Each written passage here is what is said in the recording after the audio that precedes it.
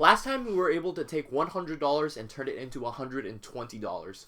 We bought a broken Animal Crossing Switch and we were able to fix it up by putting a new game cartridge reader into it, and then it was working fine. Afterwards, we resold it on eBay and made 20 bucks off of it. It was a pretty successful first deal. So I went back on eBay after posting that video and I started looking for more deals. I wanted something pretty similar, and I wanted something that has the huge potential for some profit. So that left me with a couple options, but I decided to go with another broken Switch. The issue with this Switch that I bought today is that on the eBay listing, it was reported to have a broken rail. This could be a number of issues, but I'm really hoping that it's an easy swap the joycon rails with a new one, and then everything is good to go. But with these broken parts or broken electronics, you really don't know what to expect, and anything could really happen. So I bought this Switch at a price tag of around $80. This is cheaper than the last one, but I feel like the risk is a lot more that I'm taking on because there could be a number of different issues that affect the rail. So I have the Switch behind me and I'm going to be unboxing it. So let's get started with that.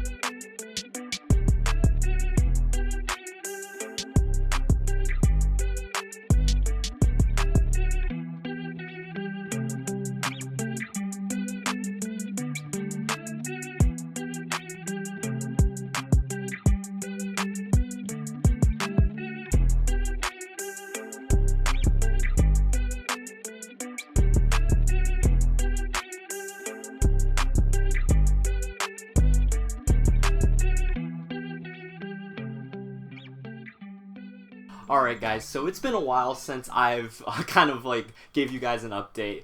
That section that you just saw was recorded back in January and it is currently June. So a lot has really happened in my life.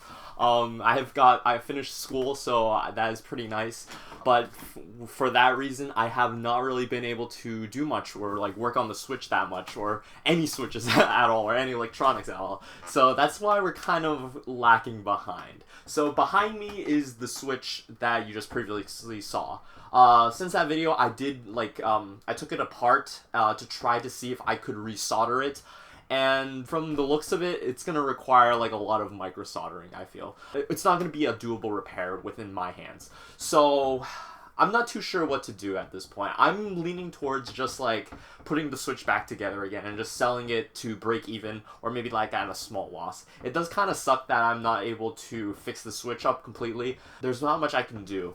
I try to like practice doing some micro solderings, and I do not think I have the capabilities currently to like try to do this repair. To do micro soldering, you're going to need a lot of precision, which is something that I do not have. And it's not a skill that you can acquire overnight. It's a skill that it takes time to develop. So for that reason, I don't think that I could take the Switch and repair it fully.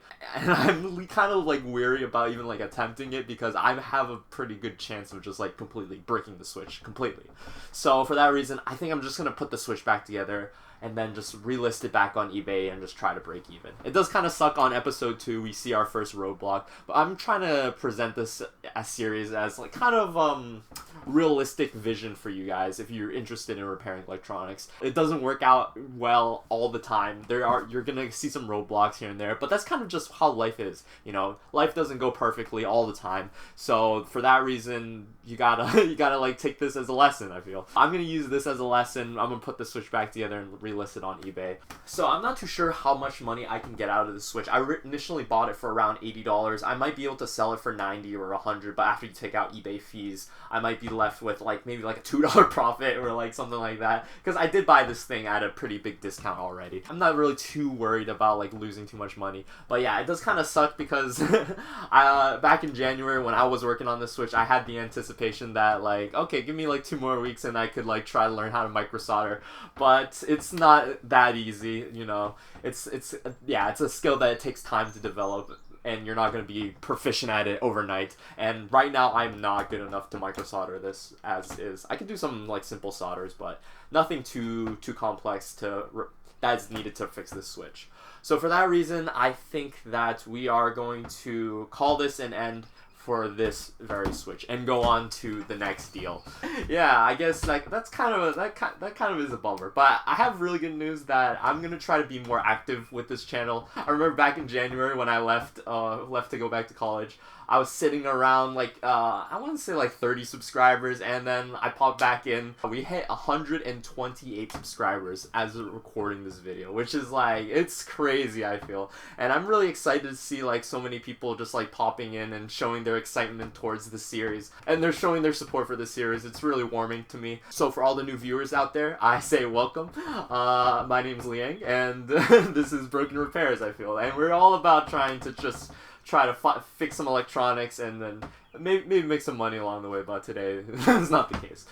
We are currently sitting at, I'm gonna say $120. We made zero money, but it's all okay. We're gonna go on to the next deal, I say. Stay tuned for that, and we are going to have a consistent upload schedule now. I'm gonna plan to make one video every single week for the next few months, I feel. At least that's my hope. We're gonna see. I have the next video in the plans right now. So with that said, everyone, I hope you guys have a wonderful day.